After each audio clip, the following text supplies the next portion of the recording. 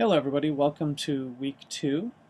This week we'll be studying intuitive inquiry and the background of intuitive inquiry and how it fits into research methods, particularly as a transpersonal research method. So intuitive inquiry was developed by Dr. Rosemary Anderson starting in the late 1990s.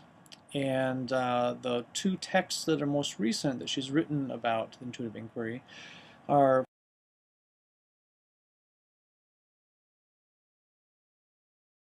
Research and Intuitive Inquiry, the first book, and the second is Transforming Self and Others Through Research, Transpersonal Research Methods and Skills for the Human Sciences and Humanities.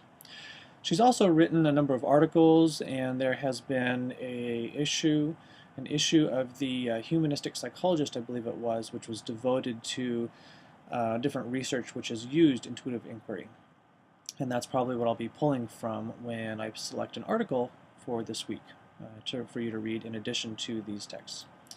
So the book, these are the books that what they look like.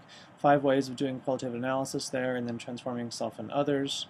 The chapter that you are reading is actually from the Transforming Self and Others Through Research, the one that she wrote with William Broad, who's used to be a professor here at Sophia University, or previously the Institute of Transpersonal Psychology, and was Professor Emeritus until his passing. So intuitive inquiry is built upon hermeneutics and heuristics. Hermeneutics, the word hermeneutics comes from the Greek god Hermes, and it's really focused on textual analysis and finding meaning through analyzing various texts. One of the early hermeneutics was biblical hermeneutics as a research method, and it goes back philosophically. You'll be reading about this in your text. Philosophically has roots in the philosophies. And then you have heuristics, which is research which is focused on incorporating the researcher's own perspective, and potentially the researcher has had the experience that is being studied. Now, it doesn't always have to be the case, but often with heuristics, it's incorporating some aspect of the researcher into the actual research. Not like autoethnography per se, but just that as the researcher in a heuristic study, there is perspective because of engagement with the topic previous to the actual study itself. So those two things helped build the foundation. Obviously, phenomenology, grounded theory played different pieces when she developed the intuitive inquiry, but those are two of the main ones you'll see referenced. The hermeneutical analysis also incorporates a research cycle, which I'll be going through here in a minute, and heuristics, again, inclusion of the researcher. The other thing that intuitive inquiry does is it incorporates tacit awareness or intuition, as the name implies. In a moment I'll be discussing 5 different types of intuition that Rosemary Anderson discusses. There's also an inclusion of the specific practices to utilize that tacit awareness or intuition, and I'll be going over some of those skills at the end here. But the active engagement of that tacit awareness or that intuitive knowing, building that into the research process itself. And finally, intuitive inquiry discusses lenses and includes what the lenses were before you started the study and covering the lenses after you've concluded your data collection and your analysis of the data. So let's jump on in. The 5 types of intuition that Rosemary really talks about, not that we're just limited to these 5 types, but these are 5 general types. The first one is the unconscious or symbolic or imaginal processes. So this is, for example, engaging dreams, archetypal imagery, symbolism that comes through in a variety of ways into our lives. Imaginal processes are often linked to expressive arts or imagining and having different imagery that you imagine and then journaling about it. Art-based types of research can be incorporated here through the imaginal or unconscious processes. So by engaging these types of process, the belief is that we are connecting with something that is deeper within ourselves or within our participants. But here let's focus on the researcher. Deeper within ourselves that has its finger on the pulse of our own intuition. And by looking at these unconscious processes, dreams and symbols, that we'll be gaining some sort of information about the topic that we're studying. So the belief there is that as we're engaging our research topic, our unconscious mind is working on the question at hand and processing information about it. And by accessing those unconscious or subconscious processes, we can gain some type of information about the topic that we're focused on. The second type of intuition is the psychic or parapsychological experiences. These are experiences of direct knowing, kind of a possibly mystical, not necessarily so. It could be just a type of epiphany or an aha moment, or some sort of direct knowing with a participant. That moment of awareness that I'm gaining some sort of information, not quite sure how I'm gaining it potentially in unusual ways. You can look at different types of ESP in this manner, but really looking at how that connection and the gaining of that information might be a type of intuition that you can access in your research. At a minimum, it's just recognizing that it could potentially happen. The third type of intuition is a sensory mode of intuition. That's the somatic felt sense. That's through the body. Our body might actually have some sort of resonance or feeling that comes into it that gives us some type of information while we're sitting with a participant. Similar to how in therapy, when sitting with a client, for example, the therapist might get some felt sense within their body about something that's going on within their client. It could be reading of the client's body language, in our case, research participants' body language. But it can also be potentially gaining more information from that participant, and it showing up through our somatic felt sense, our bodily felt sense. Interestingly, just as a side note, I myself do research within clinical psychology and working with clinical psychologists around issues of telepathy, where they have a telepathic experience with a client, or where clients have an experience that they would call telepathy with a therapist.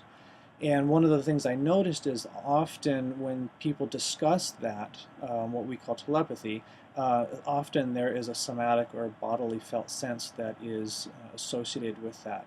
Some people won't use the word telepathy, but they'll say that I had some resonance or I had a felt sense that I was getting some information from a client. Same thing can happen within research as well when we're sitting with our research participants, I believe. So that's the first three. The number 4 is empathic identification. That is where we're feeling emotionally attuned to or resonating with our participants or the topic at hand, and that we might have emotions that come through us or flood through us that don't seem like they're our own, and that can be a type of information that we are getting from our participants or from the research situation context. So pay attention to those, you can journal them down. With the amount of research being done within the mirror neuron system, it's possible that there are some connections there, neurological correlations, but we don't know that for sure. And the 5th type of intuition that Rosemary talks about on pages 22 through 27 of her text is through our wounding. Here she also refers to Robert Ramanujan's work at Pacifica and how often it is through our wounds that we might connect to a particular topic. And sometimes researchers actually pick a particular topic because of their own wounding. or their own soft spots or sensitive spots within their own being in the world, their own psyche. For example, somebody who is anxious might study anxiety and anxiety disorders. Somebody who is anxious might also study meditation as ways of overcoming anxiety. Just as one example, how a wound, anxiety, might inform the topic that we select and even the way that we approach that particular topic. So, through our wounds. Rosemary obviously writes much more about these 5 types of intuition. Please take a look at the text, and we can discuss more online if you want. So the other thing that she discusses, again, is that hermeneutic research cycle, and I'll call it the hermeneutic or intuitive inquiry cycle of research. Often it's described as having 2 arcs, a forward arc where we're going out, we first, within ourselves, select a topic, either through our wounding or through these different means, and then we go into the literature review and we start identifying what it is that through the literature review and how we understand this particular topic. You know, what is it about the topic that resonates within us, within our own story, that might color how we're viewing things. So in other words, we start looking at our own lens, because everybody looks at the world through their own lens, for example, just metaphorically. So we're looking at our own perspective. I'll talk a little bit more about research lenses in a moment, but the point here is we establish a topic, we go out and we start researching it, and we identify how it is we're viewing this particular topic. That's a forward arc going out. And then we start a return arc, and that starts with the collection of the data. So we establish how we're approaching the research, we collect data for a particular research question, and then we start analyzing that data and returning back to where we started. So we go through an analysis, we revise our lenses or how we're looking at a particular topic and how we understand a particular topic. We reassess that topic and we may come to new conclusions. Hopefully we come to new conclusions about the topic that we started off with our question. If we are truly asking a question and not just trying to reify or solidify previously held beliefs. We need to be open to not just looking for information that reaffirms what we already believe, but rather reassess all of our beliefs about that topic and open up to the new information we're getting. And thus, we have to really start with a real question, something that we are really asking about that topic. So, we can talk more about that again online. Another way of looking at this cycle is, again, the 5 pieces or the 5 cycles within the hermeneutic cycle. And that is, number 1, topic selection and initial engagement. Topic selection can include doing some expressive art for those who are art-based researchers, looking at a particular text. Maybe there is an article or a book about a topic that really grabs your attention, or even a phrase within an article or book, and really kind of figuring out why we're drawn toward this particular topic. And then we start looking at our lenses. We want to really write down all of the ways that we are viewing this topic and all the nuances, and that's going to help us later on when we start analyzing how those lenses have changed in number 5. But number 2 is about writing those down, particularly as we're engaging the literature and we're expanding our understanding of the topic. Cycle 3 is the data collection and analysis and the description of the findings. In dissertations, often this is chapter 3 and into 4. Whereas chapter 1 and 2 are really 1 and 2 cycles here. So data collection and analysis, then you get into the final interpretive lenses, really establishing what is it after your data collection and your analysis, after you've engaged others about this topic, how has your learning, what have you learned and how have things changed in your own lenses. And then you discuss the final lenses and how they are connected to theory and current research that's already out there. So lenses. Lenses are the way that we view the world, the way that we view a particular research topic. And some of the ways that we look at the lenses once we get into the fourth and fifth piece of the return arc, we're looking at what lenses have stayed the same. So what ways, looking at this topic that we've identified, what has stayed the same, but also what's emerged that is new, that we didn't have because we've engaged the data and others around this topic. What's come about? Which of our lenses have changed? And which lenses have we given up entirely that we figure, well, okay, that wasn't true. That was something that I held about this that I don't think is any longer the case. And those are some of the subheadings you might actually see in an intuitive inquiry study. Sample skills, research skills. In the last part of this chapter, Rosemary gets into different skills that are used in intuitive inquiry, and in fact, the last half of the book is really about different transpersonally related research skills. But some of them that are pertinent to intuitive inquiry in particular are quieting the mind so that you can listen for that intuition, using a lot of introspection and reflection, ritual. You can create ritual around your research, setting up a particular time and location to engage in your research or your dissertation writing or thinking about your particular topic. Some people always like to go to a particular coffee shop and really get in a frame of reference, a frame of mind. These are types of rituals that we engage in around set and setting for our research. But you can also engage more formal religious or spiritual rituals as well around it. Mindfulness, there's a lot of work being done around mindfulness these days, but use of mindfulness and mindfulness of one's own body and our setting that we're in, mindfulness when we're engaging with participants. These have to do with how also we attend to particular details and attend to what's around us, as well as the intention that we go in, whether it's an interview or we're sitting down to write. We have a particular intention to engage our research in a particular way. So we can practice intention setting skills as well as attending to skills within our research practice. There are somatic or body practices. Eugene Genlin has a lot of focusing practices you can do to help refocus your awareness on your somatic body and being aware of what the feelings, the emotions, the sensations are that are coming through your body.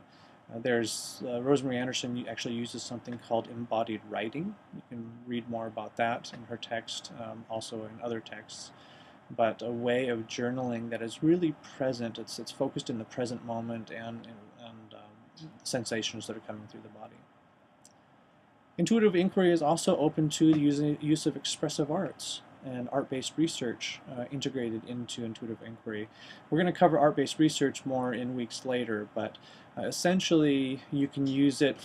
You can use art when you're first just exploring your topic, doing your own oil and chalk pastels or clay or dance movement therapy, that dance movement work, to really focus on what it is about the topic that's drawing you and what that motivation and that energy is behind it, and then you can write out what some of those things are, and that actually might become part of your lenses. It helps you understand how you're viewing this particular topic. Also, you can use it when you're analyzing the data. As you're going through transcripts, you might be drawn to certain images, and you might want to put those images on paper, and that would be using expressive arts. And by seeing those images, it might help you understand how it is, what information is coming through those texts, and why that particular image came to you when you were reading somebody's texts, for example. And then you have other unconscious processes like dreams or altered state work. Some people really pay attention to their dreams when doing intuitive inquiry, dream imagery that's coming through, and how that might inform, that symbol and that imagery might inform what's going on with the researcher and the research process and the understanding of the topic. So for our discussion this week, and this is the discussion online, I would like you to focus on what are 3 things about intuitive inquiry that you find most fascinating, after reading the texts. What are the potential limitations of intuitive inquiry? Every research method has limitations. And what topics might this work for? Every research method is really geared towards certain questions, ways of asking certain research questions, and particular topics. So what topics might this work for? And here you might want to keep in mind ontology and epistemology. If you don't know what those are by now, please do look them up. And finally, put in any questions that you have about your intuitive inquiry text, anything that came up for you that you didn't quite understand. Please do include those in your discussion as well, and either myself or others who've studied intuitive inquiry that are in the class can help you out with those. So for your assignment, you're going to be, from here on out, you're going to be analyzing articles that I post which have used the research method that we're discussing each week. So I want you to analyze the article that I post using the worksheet. And the worksheet is actually posted right underneath the online. It's posted online in our Canvas class underneath the office. So if you go there, you'll see a link to the worksheet. Go ahead and download that. And then you can use that as a guide for analyzing the article and kind of the information that I'm looking for. And it's really focused on research method and looking at the method that was used in the article. Once you have done that, I want you to upload or email to me a Word document in paragraph form with that information, and that will be your assignment for that week, and it is due on Friday of this week. All right, well, thank you very much, and if you have any questions, please do post them, email, give me a call, and we'll carry on. All right, take care.